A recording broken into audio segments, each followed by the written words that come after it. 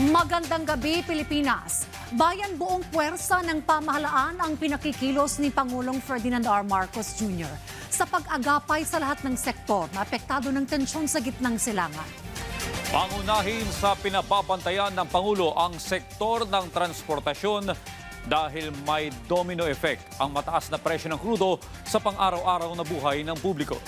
Bukod sa presyo at supply, pinag-aaralan na rin ng pamahalaan ang mga susunod na hakbang sakaling magtagal pa ang gera sa gitnang silangan. Yan ang ulit ni Kenneth Pasyente.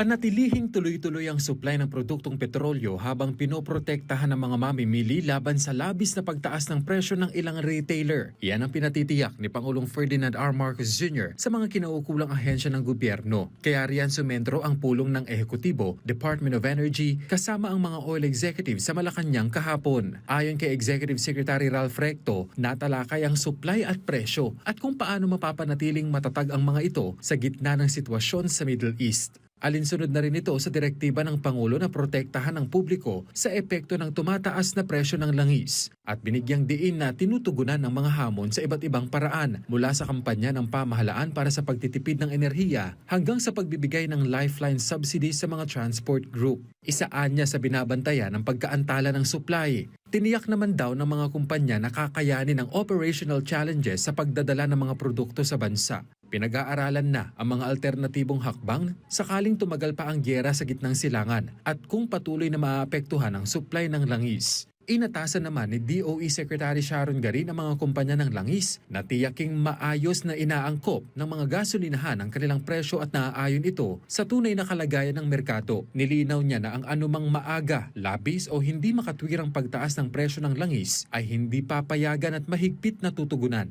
Tiniyak din ng pamahalaan ang whole-of-government approach sa pag-agapay sa mga apektadong sektor. Kabilang na ang pamamahagi ng 5,000 fuel subsidy simula sa susunod na linggo kung saan nasa mahigit 300,000 transport workers ang makakatanggap. Magpapamahagi rin ng 20 pesos na kada kilo ng bigas sa mga pamilyang apektado ng pagtaas ng krudo. Kukunin ang pondo rito mula sa Local Government Support Fund at ipamamahagi simula sa Abril na tatagal sa loob ng 6 na buwan. Magpapatupad din ng discount sa toll fee para sa Class 3 na mga bus at truck na may sakay na essential products. Pinag-aaralan na rin ang taas singil sa pasahe. Gayon din ang pagpapababa ng landing at take-off fee sa mga paliparan. Wala ring patid ang tulong sa pagpapauwi sa mga apektadong OFW kung saan higit 400 na ang na-repatriate at nabigyan ng reintegration at livelihood support. Lagi ring bukas ang eGov at eReport app para sa mga hinaing ng mga OFW.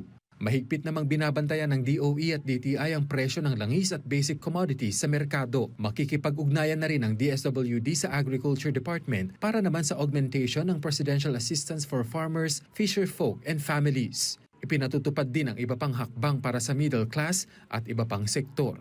Kenneth Pasyente para sa Pambansang TV sa Bagong Pilipinas.